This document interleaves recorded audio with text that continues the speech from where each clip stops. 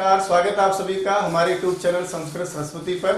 मैं रामकुमार शास्त्री आप सभी संस्कृत अनुरागियों का हार्दिक अभिनंदन स्वागत करता हूं।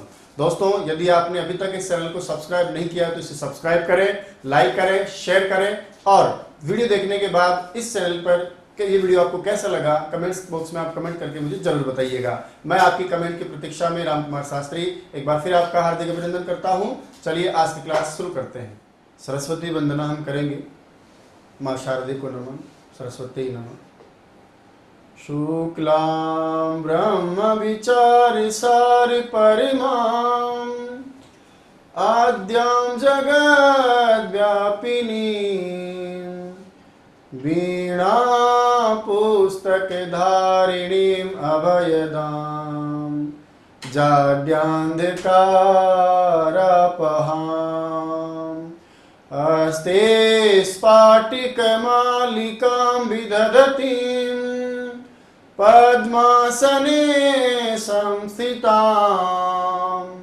वन्दे तां परमेश्वरीं भगवतीं बुद्धिप्रदां शारदां बुद्धिप्रदां शारदां बुद्धिप्रदां शारदां। अब इन दोनों चीजों को एक साथ यदि मैं आपको समझाना चाहूं तो सुनो। सामान्य किसी भी स्वर का यदि प्रयत्न पूछा जाए, कोई सा भी स्वर हो, सामान्यतः किसी भी स्वर का प्रयत्न पूछा जाए, कोई सा भी स्वर हो, तो निश्चित रूप से याद रखिएगा उसका प्रयत्न क्या होगा, विपरीत। यहां तो आपको दिक्कत ही नहीं है। फिर आपसे कुछ कंडीशंस में पूछेगा, वो अलग अलग आपको बहकाने के लिए। जैसे उदाहरण के लिए यहां मैंने लिख दिया अ, तो बताओ अ तो स्वर में आता है, तो इसका प्रयत्न भी क्या बताओगे, विपरीत। फिर देखना वो आपसे कहेगा रस्व अ, बताओ रस्व अ का क्या होगा, तो रस्व अ कहने मात्र से काम नहीं चलेगा। वहां दशा आएगी, या तो प्रयोग दशा या प्रक्रिया दशा। इससे मेरे से हमें कोई फर्क ही नहीं है। जैसा ये अ है वैसा ये अ, इसलिए इसका भी क्या हो जाएगा, विपरीत हो जाएगा। फिर मैं देखो दोनों ध्यान से क्या कह रहा हूं, मैं कह रहा हूं कि रस्व अ और उसके साथ में दिया होगा आपको प्रयोग दशा। फिर आपका उत्तर चेंज हो जाएगा कि भैया अब की बार उत्तर क्या होगा, समृद्ध, क्योंकि यह दशा बताई ना उसने कि रस्व अ भी लिया और प्रयोग भी कहा। फिर वापस प्रश्न बदल जाए कि बताओ रस्व अ और अब की बार दशा वापस कौन बोल रहा है, वो प्रक्रिया दशा। तो फिर निश्चित रूप से वापस चेंज हो जाएगा। प्रक्रिया का नाम आते ही व्याकरण की प्रक्रिया याद आनी चाहिए और आपका प्रयत्न क्या हो जाएगा, विपरीत। फिर देखो पागल बनाने के लिए, आपकी परीक्षा लेने के लिए वो क्या करेगा, यहां करेगा दीर्घ आ। बताओ तो स्वर कोई सा भी हो, ह्रस्व दीर्घ प्लुत कोई सा भी स्वर चलेगा, क्या बताओगे आप, विपरीत। फिर वो आपकी बुद्धि परीक्षण के लिए कहेगा कि दीर्घ आ प्रयोग में अब क्या होगा, समृद्ध हो जाएगा, नहीं होगा। क्यों नहीं होगा, क्योंकि वो सिर्फ किसके लिए है, रस्व अ के लिए है। दीर्घ आ चाहे प्रयोग में आए, चाहे वियोग में आए, चाहे संयोग में आए, कहीं भी आए, बोले आर जा, हमें कोई मतलब नहीं तुझसे, तेरा तो फिक्स हो गया है। बोला कौन सा प्रयत्न होगा तेरा, हमेशा विपरीत ही होगा। तो इस प्रकार का कोई भी प्रश्न आपसे कर ले पागल बनाने के लिए कि दीर्घ ई का बताइए प्रक्रिया दशा में क्या होगा, तो वहां दिमाग लगाने की जरूरत नहीं है आपको। बाकी कोई सा भी दशा हो, चाहे सुदशा हो चाहे दुर्दशा हो, सब में विवृति होता है। तो एक ही कंडीशंस है जहां पर आपका समृद्ध प्रयत्न आता है और वो आपकी रस्व अ प्रयोग दशा में। और सीधा बोलूं ना तो एक लाइन याद करनी है कि रस्व अ का प्रयोग दशा में समृद्ध, बाकी सारी दुनिया कैसे भी पूछे आपसे वो सब क्या हो जाएंगे, विवृत हो जाएंगे। देखो पूरे विपरीत है। तो इस प्रकार से हम सामान्य जब प्रयत्नों की चर्चा करते हैं तो रस्व अवर्ण का प्रयोग दशा में समृद्ध और प्रक्रिया दशा में क्या हो जाता है, विपरीत हो जाता है।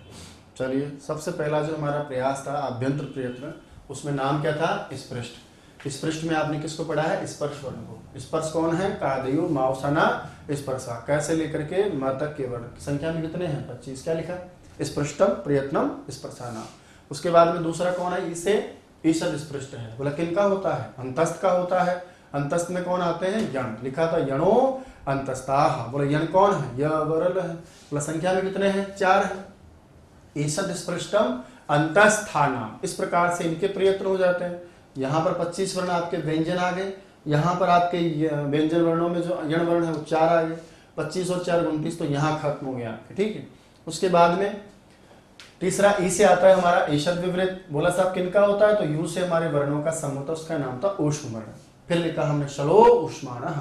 बोला शल कौन है, तो श श सा सा, यह है आपके 4 सल वर्ण है। लिख दिया हमने ईशद विवृतम ऊष्मणाम। चौथा जो प्रयत्न था उसका नाम था आपका विवृत। विवृत किनका होता है, बोले स्वरों का होता है। बोले स्वर कौन है, बोला भैया अचः स्वराः। बोला अच है कितने हैं, 9 हैं। लिख दिया विवृतम स्वराणाम। फिर लास्ट वाला थोड़ा सा तो जो सीखने का था, कुछ प्रयास आपको करना था, तो वहां लिखा है कि रस्व आवरण से प्रयोगित समृतम। प्रयोग दशा में बातचीत में शब्द व्यवहार वाक्य व्यवहार में जब ए आता हो कितनी बार, 1000 बार 20,000 बार, वो सारे के सारे क्या हैं, समृत हैं। और यदि कोई संधि आदि प्रक्रिया कर रहे हो, आगे पीछे शब्द बना रहे हो, तो बनाते टाइम आप यदि कोई पूछे आपसे कि प्रक्रिया दशा में तो व्याकरण में होता है सब ये, तो वहां आपको विवृत बताना है। और एक परीक्षा का सवाल विशेष जो कि रस्व आवरण का प्रक्रिया दशा प्रयोग दशा में पूछे तब आपको समृत, बाकी सारे स्वरों का सामान्य पूछे तो क्या होता है, विवृत ही होता है।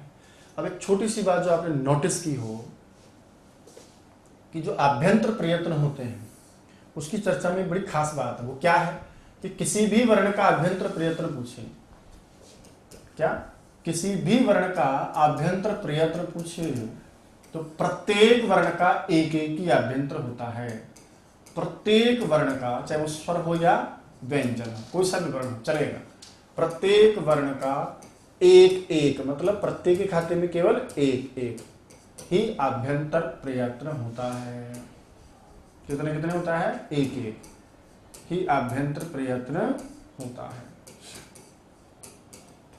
कैसे साहब, मान लो कि मैं परीक्षा में आपसे पूछ लूं, जैसे समझाने के उद्देश्य से पूछ रहा हूं कि जैसे आपको कै का पूछ लिया मैंने, ठीक है, मैंने आपको जैसे म का पूछ लिया, मैंने आपको जैसे श का पूछ लिया परीक्षा में, या मैंने जैसे आपको य का पूछ लिया मैंने, या फिर जैसे मैंने आपको अ का पूछ लिया मैंने, या फिर जैसे मैंने आपको ह्रस्व अ प्रयोग दशा में पूछ लिया, जैसे मैंने इसको समझ गए तो सब समझिए। अब मैं आपसे कहूं कि बताओ कै का प्रयत्न क्या होगा, तो आपको सबसे पहले तो सोचना है आता किसमें है। उसमें में तो नहीं आता, स्वर में भी नहीं आता, अंतस्थ में भी नहीं आता, स्पर्श में तो आता है क्या। और स्पर्श जो वर्ण है उनका प्रयत्न बताओ कौन सा पढ़ा हमने, तो आपको दिमाग में होना चाहिए कि स्पर्श वर्ण है तो निश्चित रूप से इसका प्रयत्न बताओ कौन सा हो जाएगा, स्पृष्ट हो जाएगा। हो गया काम। म किस में आता है, स्पर्श में आता है। यदि स्पर्श में आता है तो फिर भैया इसका प्रयत्न भी क्या हो जाएगा, स्पृष्ट हो जाएगा। श किस में आता है, ऊष्म में आता है ना, ऊष्म वर्ण का नाम आता है, यू से कौन आ जाएगा, ईशद विपरीत हो जाएगा, ये लो ईशद विपरीत हो गया। अब मैं पूछूं यह का किस में आएगा, तो आप कहोगे अंतस्थ में आता है, और अंतस्थ का नाम जो प्रयत्न आप पढ़ रहे थे उसका नाम क्या था, बोले साहब उसका ईशद स्पृष्ट था। कौन सा प्रयत्न पढ़े हो आप, ईशद स्पृष्ट पढ़े हो। अ क्या है, स्वर है, कोई कंडीशंस नहीं दे रखी है, कोई सा भी स्वर पूछे उसका एक ही प्रयत्न बताना है आपको, विपरीत बताना है। बोला ये रस्व अ और साथ में प्रयोग दशा भी है, रस्व कहने से भी काम नहीं चलता, लेकिन प्रयोग दशा में पूछ रहा है इसलिए इसका प्रयत्न क्या हो जाएगा, सम्मिलित हो जाएगा। बात समझ में आ रही मेरी। भाई ये स्वर है ना, ऐसे भी लिख सकते हो, ज्यादा बोले दोनों स्वर ही है, और स्वर कोई सा भी हो, बोले क्या है, दोनों स्वर है, ये भी स्वर है, ये भी स्वर है। लेकिन प्रॉब्लम क्या है कि ये सामान्य स्वर है इसलिए इसका क्या बताया मैंने, विवृत बताया है, और ये प्रयोग दशा में आ रहा है इसलिए केवल इसी कंडीशंस में।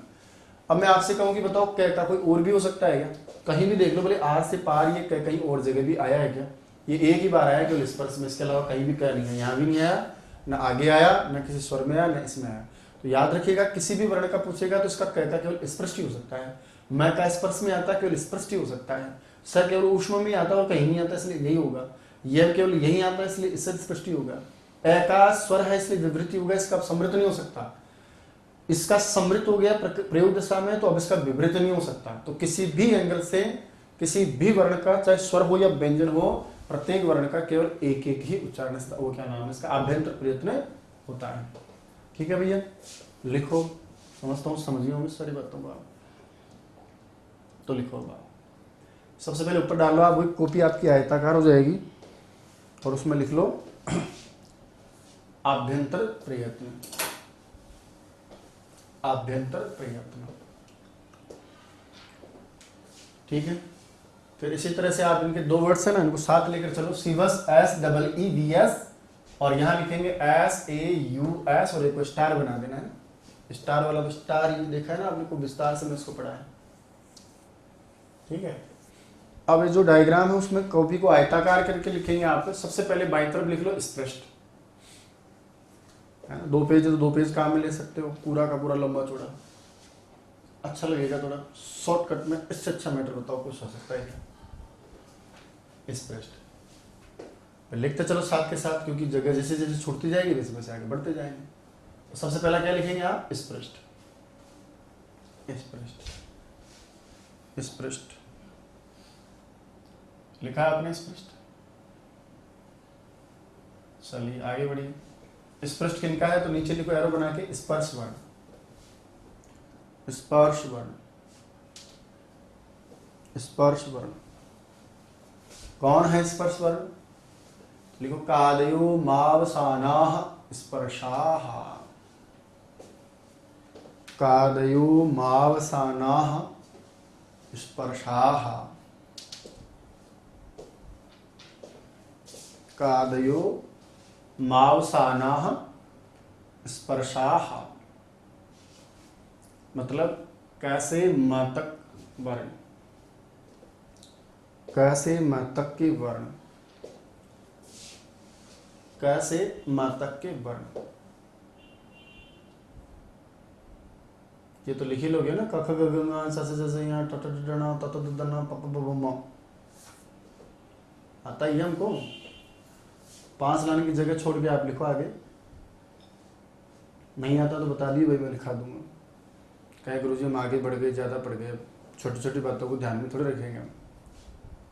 तो 5 लाने की जगह लिख लेंगे आप। तो नीचे लिखो स्पृष्टम प्रयत्नम स्पर्शानाम। स्पृष्टम प्रयत्नम स्पर्शानाम।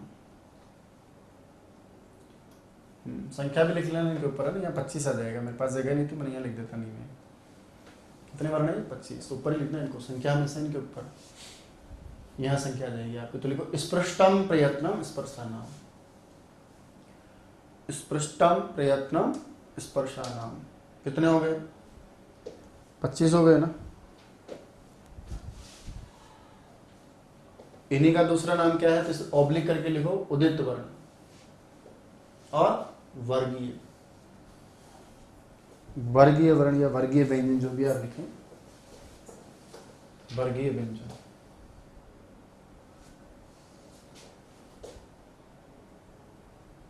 वर्गीय व्यंजन, वर्गीय व्यंजन। ठीक है। लेकिन उदित को लिखते कैसे? कुचुटुटुपु। कैसे लिखते हैं? कुचुटुटुपु। कुचुटुटुपु। कु मतलब कवर, चु मतलब चवर, टू मतलब टावर, टू मतलब टावर, और पू मतलब पावर। पू मतलब पावर।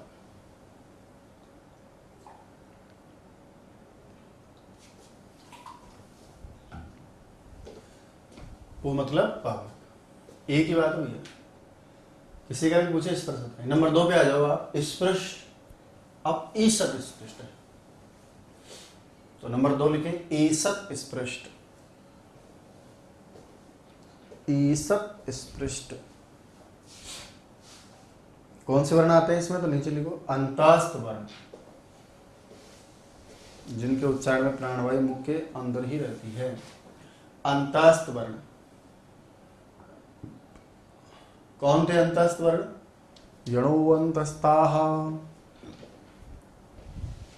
पढ़ाया मैंने आपको डिटेल में सारी बात।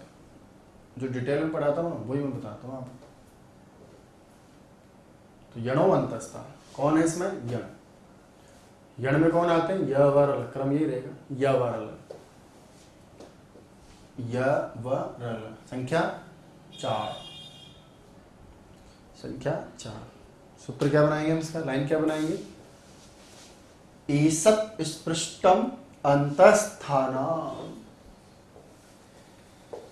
ईषत् स्पृष्टम अंतःस्थानम, ईषत् स्पृष्टम अंतःस्थानम, ईषत् स्पृष्टम अंतःस्थानम। आगे बढ़े, लिखो तो फिर। ई से तीसरा कौन है? ईषद विवृत, ईषद विवृत, ईषद विवृत, ईषद विवृत। ईषद विवृत किनका है? ऊष्म वर्ण, ऊष्म वर्ण। कौन है ऊष्म वर्ण? शलो ऊष्माणः, शलो ऊष्माणः। मतलब कौन से वर्ण आएंगे इसमें? शल। शल में कौन है भाई? श, श, स, ह, श, श, स, ह, श, श, स, ह। संख्या में 4, 4। वो लाइन लिखेंगे हम, ईषद विवृतम ऊष्मणाम, ईषद विवृतम ऊष्मणाम, ईषद विवृतम ऊष्मणाम, ईषद विवृतम ऊष्मणाम, ईषद विवृतम ऊष्मणाम। 3 के बाद नंबर 4, प्रयत्न का नाम क्या है? विवृत। तो लिखें विवृत, विवृत, विवृत। कौन से वर्ण आते हैं इसमें? स्वर वर्ण। तो लिखें स्वर वर्ण, स्वर वर्ण। स्वर में कौन लाए थे हम? अच। तो लिखो अचः स्वराः, अचः स्वराः। मतलब कौन आएंगे इसमें? अच। तो नीचे लिखो अच, अच। अच कौन कौन है? तो लिखो, खूब पढ़े हम दबा के। अच, अ, ई, उ, रील, री, ए, ओ, आई, औ। देखो अभी भी मैं इनको 5 को अलग लिखता हूँ, 4 को अलग लिखता हूँ, वीआईपी लोग हैं नीचे वाले। तो अ, ई, उ, रील, री, ए, ओ, आई, ओ। कितने हो गए? तो संख्या लिख लो नीचे 9। 9 मतलब सारे आगे, इसमें 21, 22 जो भी आप पढ़े उस पर। अब बोले साहब दीर्घ का पूछ ले, तो भी भैया तो दीर्घ आदमी तो इसी में आएगा, सारे स्वर इसी में आ जाएंगे। तो नीचे लिखो विवृतम स्वराणाम, विवृतम स्वराणाम, विवृतम स्वराणाम। विवृत किनका होता है? स्वरों का होता है। ईषद विवृत किनका होता है? ऊष्मों का होता है। ईषद स्पृष्ट किनका होता है? अंतस्थों का होता है। और स्पृष्ट किनका होता है? स्पर्शों का होता है। नंबर 5 यहां लिखोगा, समृत प्रयत्न। क्या है? समृत प्रयत्न।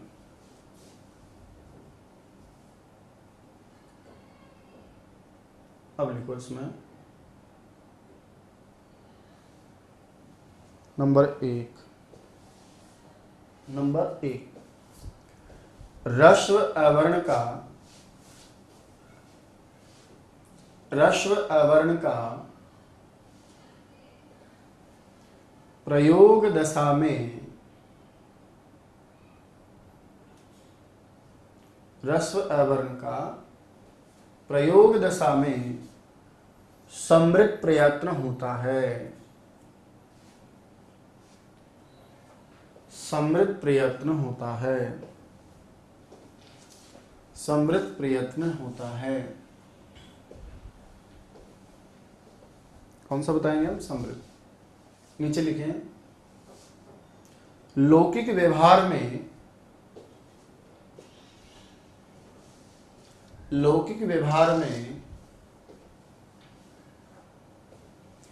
ह्रस्व अ का प्रयोग करना लौकिक व्यवहार में ह्रस्व अ का, आगे लिख लो, वाक्य या शब्द में प्रयोग करना। लौकिक व्यवहार में ह्रस्व अ का वाक्य या शब्द में प्रयोग करना। वाक्य या शब्द में प्रयोग करना प्रयोग दशा कहलाता है। प्रयोग दशा कहलाता है। प्रयोग दशा कहलाता है। तो कोई वाक्य में आ जाए, शब्द में आ जाए, बात कर रहे हो ना, सब ह्रस्व क्या होंगे? समृद्ध होंगे। जैसे रामः अद्य विद्यालयं गच्छति। राम आज विद्यालय जा रहा है। तो रामः अद्य विद्यालयं गच्छति। रामः अद्य विद्यालयं गच्छति।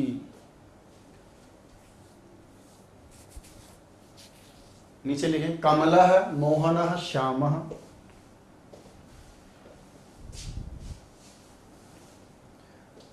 कमलः मोहनः श्यामः।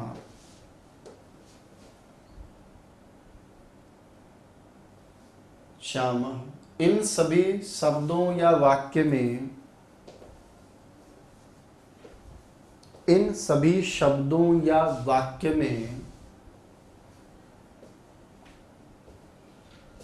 प्रयुक्त ह्रस्व अ, प्रयुक्त ह्रस्व अ समृद्ध कहलाता है। समृद्ध कहलाता है। क्या कहलाता है? समृद्ध कहलाता है। ठीक है। नंबर 2 लिखें। नंबर 2 लिखें ह्रस्व अवर्ण का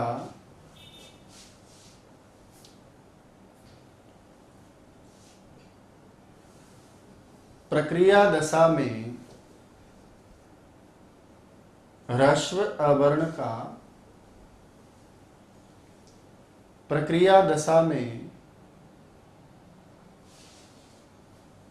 विवृत प्रयत्न ही होता है। प्रक्रिया दशा में विवृत प्रयत्न ही होता है। वापस वही हो जाता है।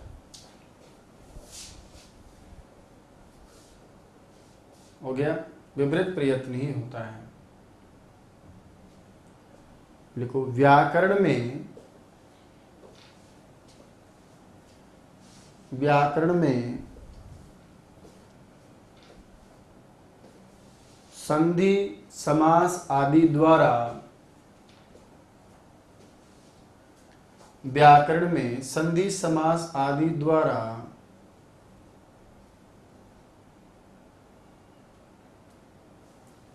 द्वारा शब्द निर्माण की प्रक्रिया को, शब्द निर्माण की प्रक्रिया को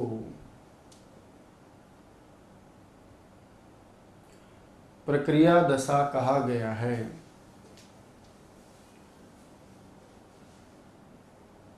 प्रक्रिया दशा कहा गया है।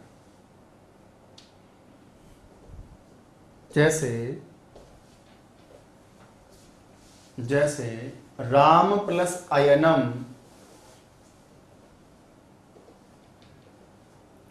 राम प्लस अयनम दोनों को अंडरलाइन में करेंगे। मैं का जो अ है वो, अयनम का जो अ है, रेखांकित करेंगे, आप अंडरलाइन करेंगे, बराबर रामायणम।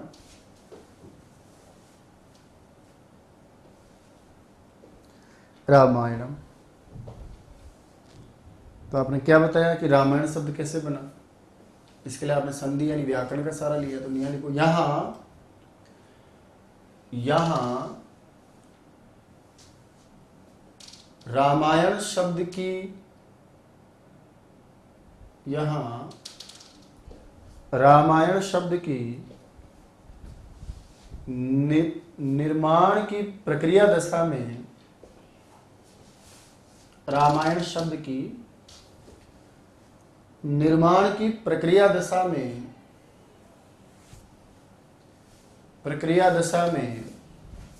रेखांकित दोनों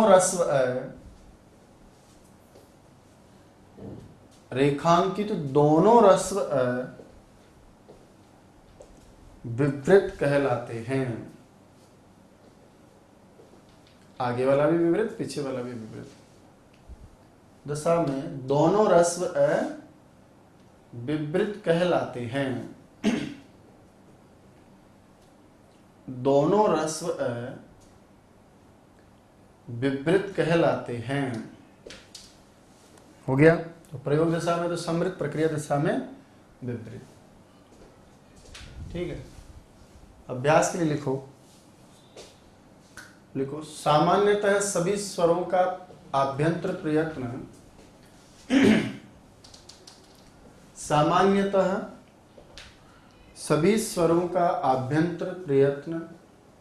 बराबर विवृत। कोई सा भी पूछ ले बोलिए आप, क्या होगा? विवृत। आगे लिखो अ बराबर, अच्छा ये नहीं भी लिखो तो ठीक है, घर जाकर लिख भी सकते हैं, अभ्यास भी तो कर सकते हो सारा का सारा, बना बनाया थोड़ी चाहिए हमको। तो लिखो अ का पूछे तो भी विपरीत, अ बराबर विपरीत।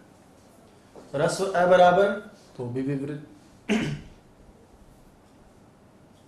ह्रस्व अ और अ में तो कोई फर्क ही नहीं है ना भाई। जब तक प्रयोग शब्द नहीं आए ना तब तक समृत नहीं करना हमको। तो लिखो ह्रस्व अ का प्रयोग में, ह्रस्व अ का प्रयोग में अब समृत, बस एक ही समृत होगा, बाकी सब विवृत में जाएंगे। ह्रस्व अ का प्रक्रिया में, ह्रस्व अ का प्रक्रिया में बराबर वापस क्या हो गया? विवृत। दीर्घ आ का बताओ, विवृत, विवृत।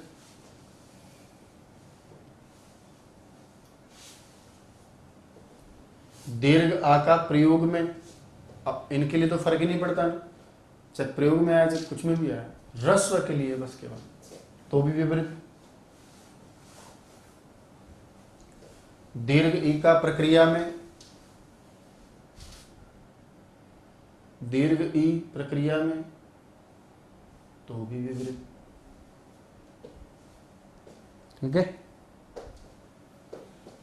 तो किसी भी स्वर का पूछे, सामान्य हम पढ़ेंगे विपरीत, और यदि प्रयोग दशा में पूछ ले ह्रस्व का तब होगा समृत, बाकी सब का ऐसा कैसा। ठीक है। मैं समझता हूँ आपको समस्या नहीं रहेगी। आपको विशेष करके आभ्यंतर प्रयत्नों के लिए, सबके लिए एक लाइन नोट करेंगे हम। लिखो विशेष, ये तो उसके लिए था समृत विपरीत का घपला, इसको हम पढ़ रहे थे। विशेष में लिखे आप, लिखिए प्रत्येक वर्ण का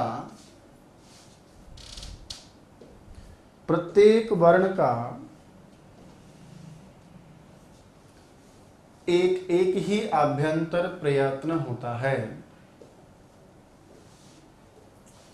एक ही आभ्यंतर प्रयत्न होता है।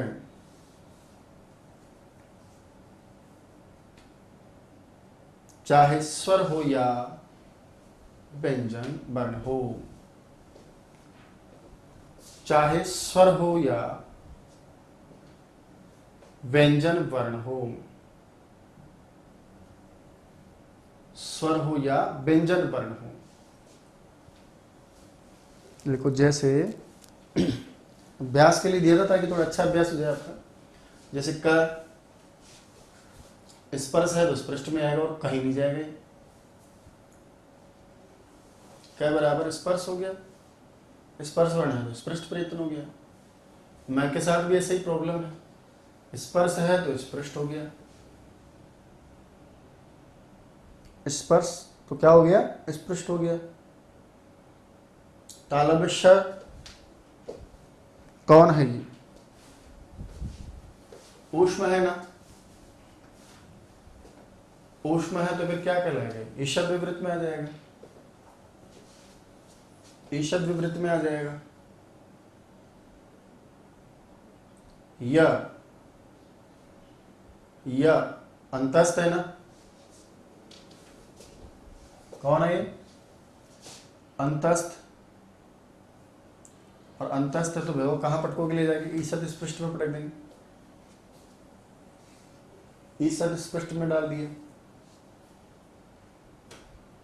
कुछ नहीं बोला, नॉर्मल बोला स्वर है, विवृत में जाएगा। विवृत में जाएगा। ह्रस्व अ का प्रयोग में, ह्रस्व अ का प्रयोग में ईश्वर है, प्रयोग दशा में ह्रस्व अ, क्या बताओगे? समृद्ध। अब इसका विवृत नहीं होगा, इसका विवृत, इसका समृद्ध नहीं होगा। तो ऐसा भी नहीं कि सर अ का तो विवृत भी होता है और समृद्ध भी होता है ना, अ का भैया विवृत भी होता है, वो ह्रस्व का प्रयोग में समृद्ध होता है। तो समृद्ध है तो विवृत नहीं, विवृत है तो समृद्ध नहीं, मतलब केवल एक होगा। ये आपके आभ्यंतर प्रयत्न का प्रकरण था। शुरुआत से हमने देखा कि किसी भी वर्ण की उत्पत्ति के लिए जोर लगाना पड़ता है, जिसे हम कहते हैं यत्न या प्रयत्न। उस प्रयत्न के लिए हमको जोर आंतरिक ही लगाना पड़ता है, प्रयास आंतरिक ही करना पड़ता है, लेकिन एक वर्ण के उच्चारण से पहले का होता है, एक उच्चारण के बाद का। इस आधार पर हमारे जो प्रयास है वो दो प्रकार के होते हैं, आभ्यंतर और बाह्य। आभ्यंतर 5 प्रकार का होता है, बाह्य जो आपका भविष्य में आने वाला वो 11 प्रकार से होता है। थोड़ा टच करवाए तो उसका नाम होता है ईसद स्पृष्ट, पूरा टच हो तो उसका नाम होता है स्पृष्ट। तीसरे का नाम जिससे थोड़ा मुख खुले ईसद विवृत, पूरा मुख खुले तो विवृत, और संकुचन हो तो समृद्ध। स्पृष्ट प्रयत्नों में हम पढ़ रहे थे, स्पृष्ट में किनका नाम आएगा? स्पर्शों का। कैसे लेकर वहां तक? आदिम अवसान स्पर्शा, 25 वर्ण आपके इसमें आते हैं। बोला ईसद स्पृष्ट किनका होगा? अंतस्थ का होगा। अंतस्थ का बोले यण अंतस्थ होते हैं, तो यण जो 4 वर्ण है वो आपके ईसद स्पृष्ट में आते हैं। ईसद विवृत प्रयत्न बोला किनका होगा? तो उष्ण वर्णों का होता है। उष्ण में कौन आते हैं? 4 बोले शल आते हैं, स स है, इन 4 का वो ईसद विवृत होता है। बोला विवृत किनका होता है? स्वरों का। बोला अच स्वर, अच को हम स्वर कहते हैं इसलिए अच सारे विवृत में चले जाएंगे। बोला समृद्ध किसके लिए? तो याद रखिएगा ह्रस्व अ प्रयोग दशा, दोनों कंडीशंस मिलेंगी ना, तो ह्रस्व अ हो केवल तो भी नहीं, और प्रयोग दशा में कोई दूसरा स्वर हो तो भी नहीं, तब हम बताएंगे केवल समृद्ध। बाकी सभी हम सामान्य जो है कोई सा भी स्वर कोई सी भी दशा में, चाहे प्रक्रिया दशा में, चाहे दुर्दशा में, चाहे अच्छी दशा में है, रीट में है चाहे सीटेट में है, चाहे किसी भी टेट में है, उसका हम विवृति बताएंगे। प्रत्येक वर्ण का एक ही अभ्यंतर प्रयत्न होता है। जो स्पष्ट में आ गया वो अन्य जगह नहीं जाएगा, जो ईसद विवृत में आ गया वो भी कहीं नहीं जाएगा, जो समृद्ध में आ गया समृद्ध में रहेगा, और जो विवृत में आ गया विवृत में रहेगा। ये था हमारा आभ्यंतर प्रयत्न का प्रकरण। उम्मीद करता हूँ, आशा करता हूँ बहुत बढ़िया आप सीखे होंगे और इस सीखे हुए को बनाए भी रखे होंगे। रेट भर्ती परीक्षा के लिए, सीटेट के लिए, किसी भी टेट के लिए वर्णमाला का अंतिम टॉपिक होता है बाह्य प्रयत्न। जो संस्कृत विद्यार्थी जीवन में 15 साल से 10 साल से संस्कृत सीख रहे होते हैं, उनसे भी यदि आपसे बैठ से एकदम से कह दो क्या पता बाह्य प्रयत्न क्या है, तो वो भी टाइम लेता है, उनको भी थोड़ी जटिलता का अनुभव होता है। लेकिन जब हम कल की क्लास पढ़ेंगे और उसमें बाह्य प्रयत्नों को सीखेंगे, तो मेरा विश्वास है 7 साल से कि हम कभी नहीं अटकेंगे। हम जैसे ही कोई हमसे पूछेगा हम तुरंत सेकंडों में उसका जवाब देने का प्रयास करेंगे, और गारंटी के साथ हमारी परीक्षा का सवाल 100% सही होगा। तो कल का बाह्य प्रयत्न के लिए हम छोड़ते हैं, कल की क्लास में हम सीखेंगे बाह्य प्रयत्न। तब तक के लिए धन्यवाद। तो दोस्तों ये थी आज की क्लास, एक नए अंदाज में, एक नए विषय वस्तु के साथ, एक नए तरीके के साथ। आशा करता हूं आज का वीडियो आपको बहुत अच्छा लगा होगा। आज की क्लास आपकी प्रतियोगी परीक्षा के लिए बहुत लाभदायक रहेगी। दोस्तों ये वीडियो कैसा लगा, वास्तविक आपका अनुभव कैसा रहा, ये कमेंट्स बॉक्स में आप मुझे कमेंट करके जरूर बताएंगे। आपके कमेंट्स को पढ़ करके मैं जवाब दूंगा, और भी हम बहुत सारी अच्छी अच्छी चीजें पढ़ते रहेंगे, सीखते रहेंगे। आपके कमेंट्स से मुझे जो ऊर्जा मिलती है, यकीन मानिएगा आने वाली क्लासें और भी जोरदार होंगी, आपके लिए जो वास्तव में फायदेमंद रहेंगी। रीट और सीटेट या कोई भी सीट परीक्षा होगी उसमें हम बहुत अच्छे प्राप्त करेंगे। बने रहिएगा चैनल के साथ। जय तो संस्कृतम, जय तो भारतम।